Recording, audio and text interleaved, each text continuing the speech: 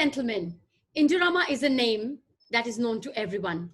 A world-class chemical company in the field of textile, polyesters, and industrial chemicals, headquartered in Bangkok, Thailand.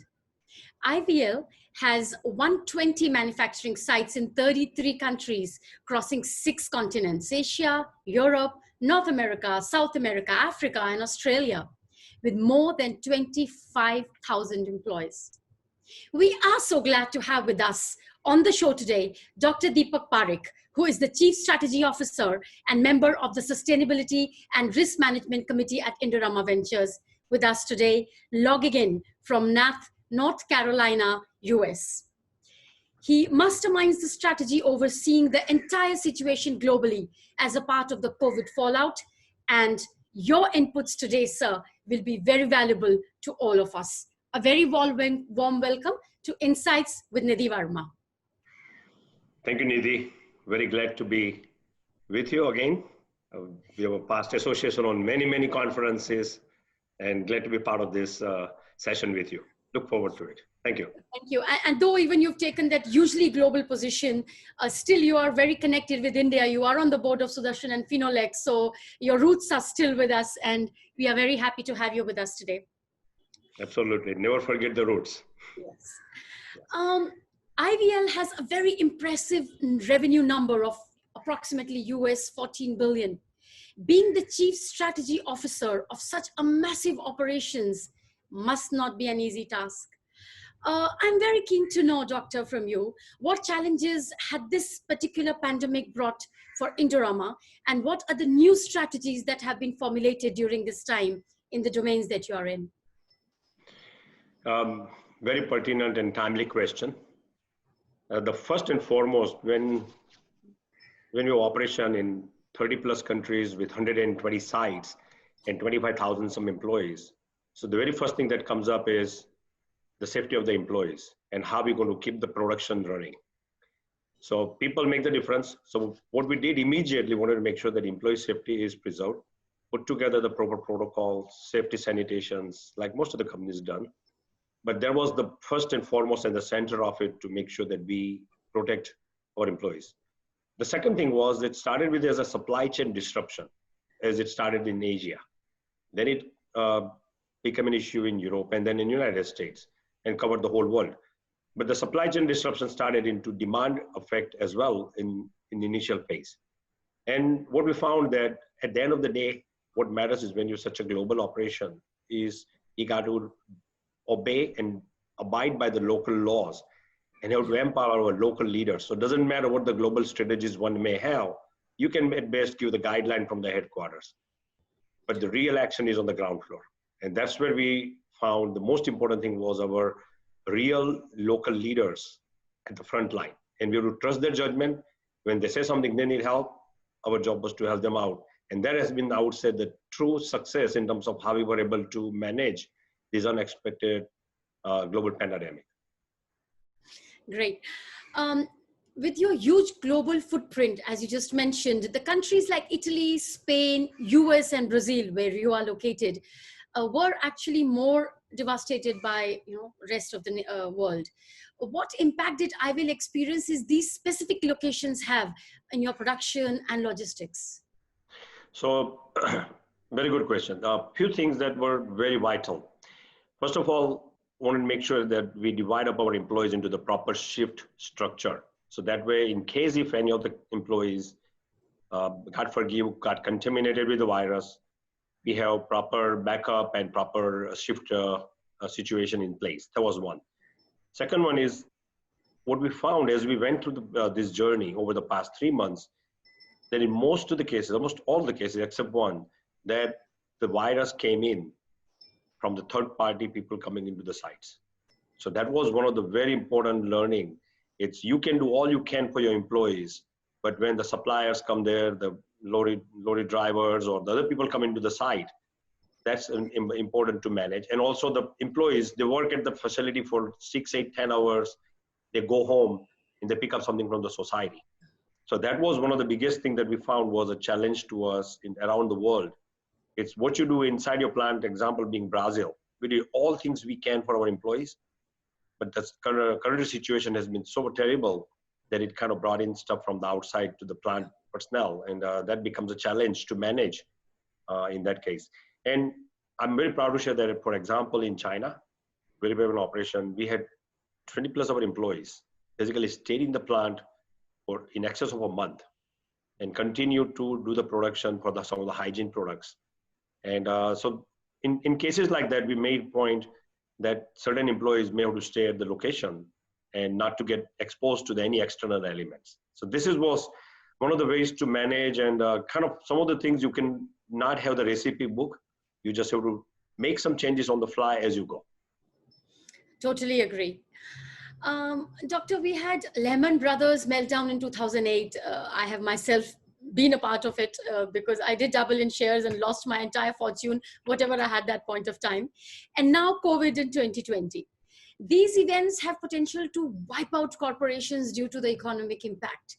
Many large corporations have built up a war chest for such eventualities.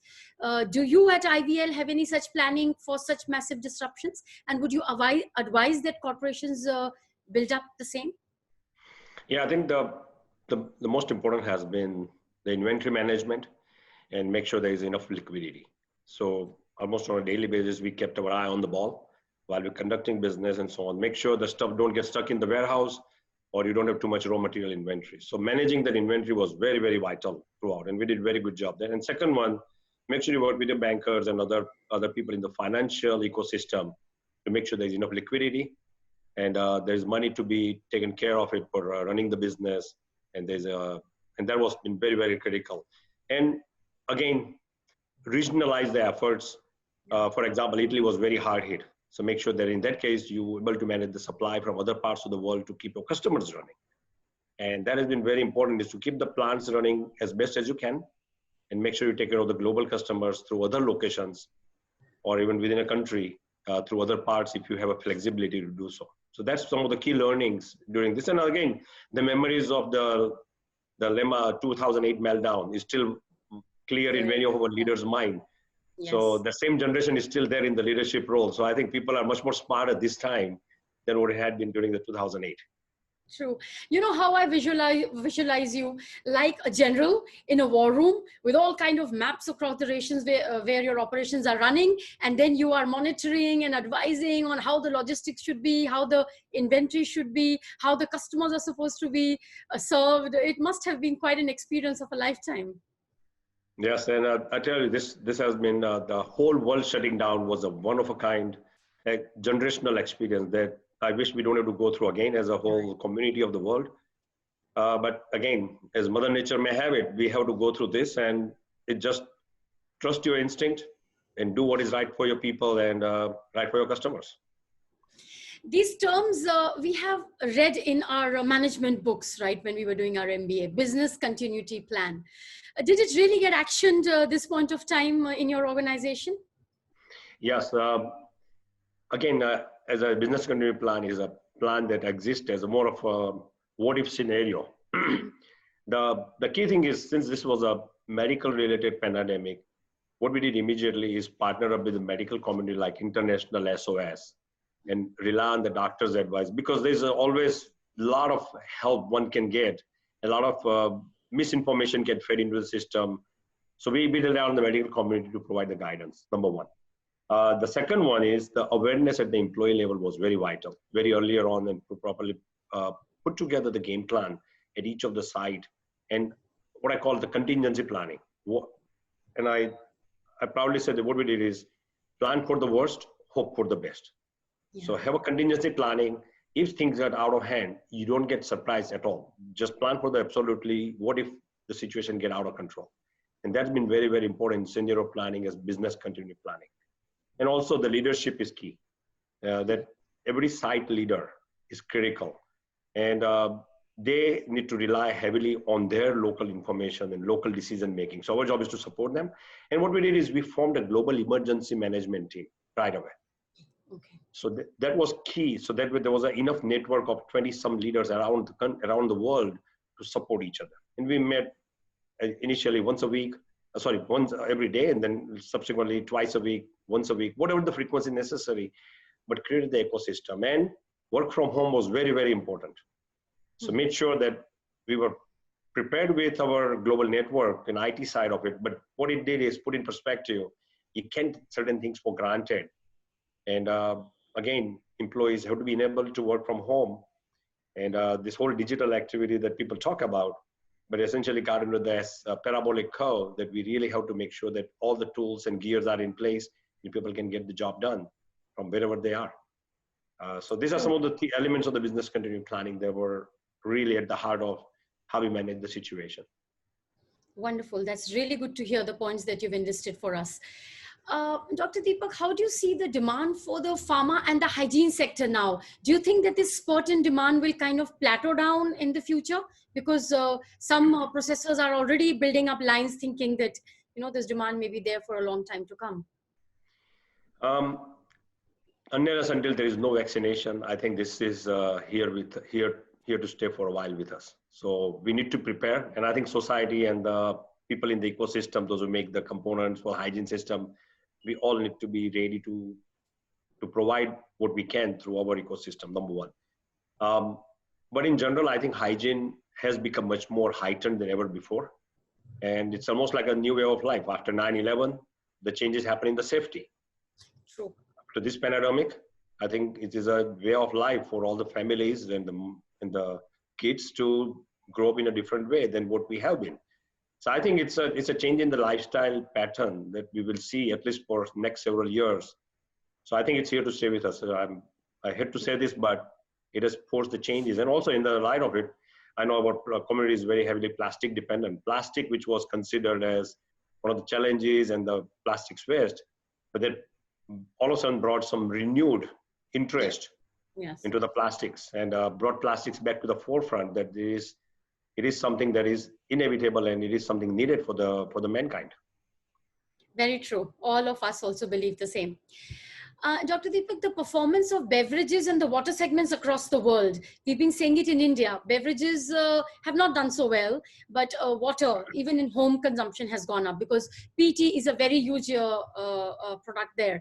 How have you seen through your company both these segments, beverage and water? Good question. It's been very, very strong in general. There have been some pockets of disruptions at times due to supply chain. So there have been few isolated cases here and there, but in general, there have been a pretty sizable, strong demand that continued. And because of the hygiene case, people want to have more bottled water. That became important. And also the pantry loading became much more of an issue, at least in the Western world. People want to stock up. So even as the stockpile goes down at the home fronts, but overall demand is still pretty strong in terms of what we see from the beverage and the water segment point of view. Okay, so that's an optimistic view there, looking at the real numbers. You have about 5.67 million MMTS PET, which is a massive number. How much of it are you converting yourself and how much are you selling to others, sir? Approximately a ratio would be good. Yeah, as a significant portion is sold to the converters and they make the bottles and end products. So we into a small businesses in some regions where there is not a proper converter in place or so that's where we do some preforms. But our primary objective is to be integrated in manufacturing of the PET and then providing to the converters. So that's the model that we have and we stick with that model, please. Okay, thank you for sharing that. From recycling PET, what end products are being produced worldwide? We have the advantage of having you with us today, so we are going to ask a lot of questions since very less times we really have your audience. So please share with us that what is the global statistics or even an idea of how RPT end products are being produced? Yeah, so globally there is about 60 million metric ton of PET produced. Beverages and the bottles is about 24, 25 million metric tons. So you can see that's the numbers out there. Now when I see in terms of the actual beverage consumption and the recycled PET in there, it's in a single digit, mid single digit area globally. So if you put together, so there's a lot of room to do overall recycled PET into the bottles. Now in terms of the fabric, if it doesn't go into the bottle grades, it ends up into the fabric and fibers. So that one has been used quite a bit heavily, but essentially the recycled PET is very, very critical for the bottle grades, and particularly the brands. They want to have anywhere from 25 to 30% of the recycled PET into the finished bottles, beverage bottles, by let's say 2023, 25 time frame. So our goal is very much to be able to provide not just the virgin PET, but also recycled PET to our customers who happen to be customers, converters. And we have committed about $1 billion of investment into our recycled PET business. And that is a very, very essential. There's a sustainability is part of the whole equation, but also to walk the talk and put it together. So you are actually walking the talk as an organization. Yes. Are the brand owners in the developed countries, are they using the recycled PET for packaging also? Yes, most of the brands are very active into the food packaging, beverage packaging, want to have more and more of the recycled PET into their finished goods. And we work very closely with them, and this is one of the key criteria of our long-term sustainability partnership with many of these brand owners. And it is very global in nature, not just specific to one country or one region. So Europe, US, Asia, we see it around the world in that respect. In India, there is a little bit of, myth that maybe the recycled PET should not be used for food packaging. That is not the truth, right? The brand owners are using our PET for food packaging also. Absolutely. Actually, as a matter of fact, most of the countries in the world do it, but few countries have banned it, not to use the recycled PET into the food. But I think also from the proper washing and the way you make the flakes and then you put it back into it. And a PET is a wonderful material. It doesn't degrade. You can recycle numerous times and put it back in it. And as a matter of fact, from the carbon footprint point of view, hygiene definitely is no issues once you wash it and put it back as recycled PET. And most of the global brands are doing that. So it's nothing new there.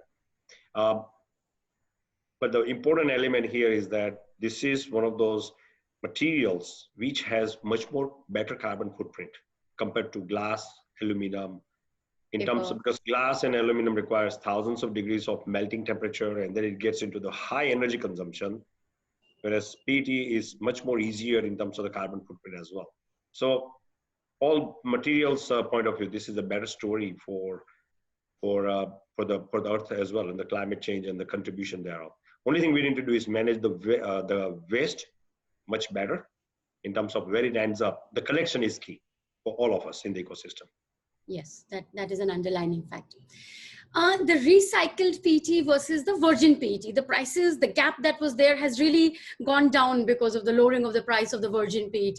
Are brand owners moving back to the virgin PET because of the gap almost reducing, or they are still sticking because they have already committed that X percentage of recycled PET they're going to be using? We don't see any change into the policies of these brand names. They're sticking to their gun, and a credit to most of our customers and partners in the ecosystem. The COVID has not really changed the perception of and the realities of recycled PET. There have been a few bumps here and there, but at large, the thrust is still there on the maintenance of the rPET consumption goals that they put together by 2023, 2025. They're sticking with them, and so are we with our commitment to the recycled PET business. Okay, so sticking to the principles is going to be the key here. And again, I think this is the time to test purpose over profit. And because yes, everybody wants to make profit, money, but at the same time, there are certain ethics and the values that we don't want to compromise. And this has been one of the critical centerpieces of how we're conducting our business. Absolutely, sir. As you mentioned earlier in the conversation, that collection is the key.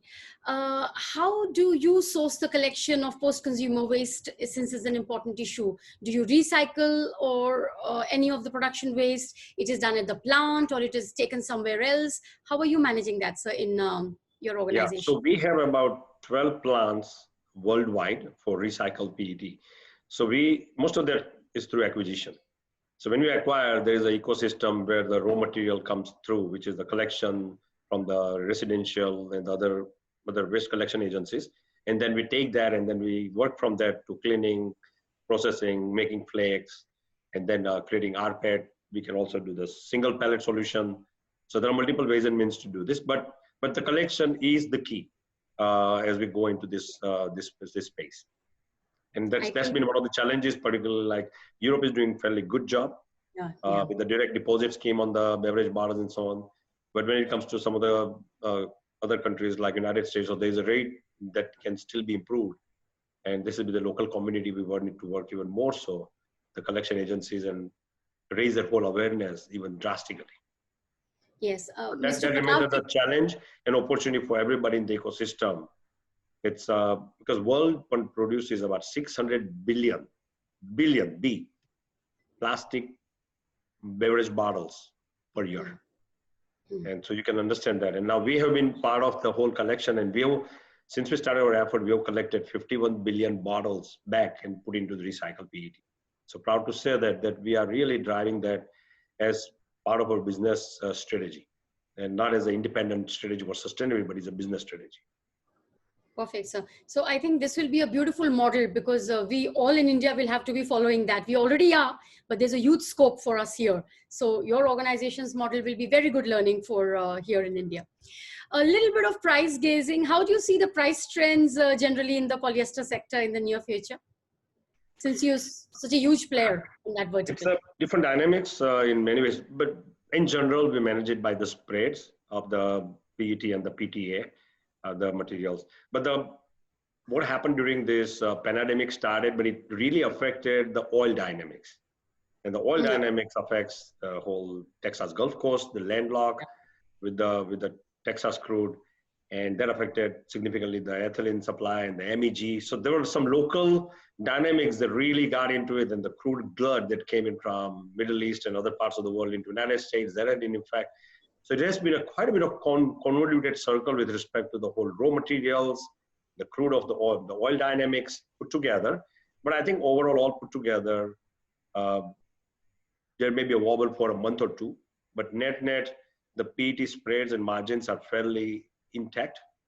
And I see there is a good sign for the PET industry, but also the chemical industry at large, that things are bouncing back, except one or two segments here and there. But overall, things are at least recovering, on the path of recovery, and people are trying to get their business activities close to being as normal as they can in the different parts of the world. That's really encouraging to hear from someone who's at the heart of such huge global operations and business verticals. Doctor, how do you perceive the anti-China segment? Because here in India, it's become, the sentiment is really, really negative. And you have plants in China yourself. So what are your views that are important for us to hear? Being an Indian, managing the global operations, how do you perceive it's going to be important? Yeah, we have a very small share of our revenues coming out of China. We are a few percentage of the total revenue out of China. One of our fiber-related plants is near where the epicenter was in China. Oh. And we immediately took the proper actions, follow the local guidelines and so on, and we managed through it very well. But overall, I look at this way that we haven't had any more or different challenges than what we had in other parts of the world with respect to the management of it. So, especially to China, I think we monitor very quickly, because PET dynamics has strong influence of how China does the manufacturing, the pricing coming out there as well. So there's been quite a bit of, we keep very close relationship and an eye with respect to how the China dynamics of the PET evolves in our business. Okay, so you really don't see any companies taking out their plants from China and putting it elsewhere. That's not really going to happen, because putting up, the business dynamics is not. It's not. It's my personal view. It's not that easy. Once you put the steel and the concrete on the ground, it can be removed overnight. It's a multi-year journey, but nonetheless, I think right now it seems like most of the companies are staying intact. Yes. And good news is China is bouncing back, at least in the automotive segments and so on. So China is and will remain as a critical component to the global businesses for most of the companies. Well taken. And as a parting note, what is your advice as well as your thoughts for the industry leaders and other colleagues who are going to be watching this show in India, sir? That's about 3 to 4 comments as my personal observation sharing with my colleagues in India. Number one is the resilience in the business model is important. And preparing for situation like this, doesn't matter how much you plan, but it's Johnny on the job. As we said, at the last minute, you got to plan out what's the best thing to do and trust your instinct. But develop the resilience in the business model and trust your instinct.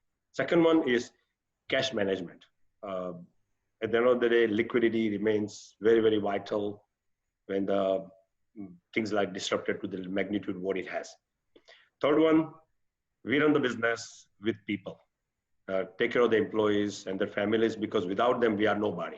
You can have all the investment and hardware, but people need to run the plant. They take care of a lot of the things and make sure that they remain at the centerpiece. And I'm glad to see that most of the companies in India have done a fantastic job in taking care of the employees. And then the fourth one, I believe in the human instinct. We are the fighters, we're the warriors. We survived over the years. We will bounce back. We will thrive again.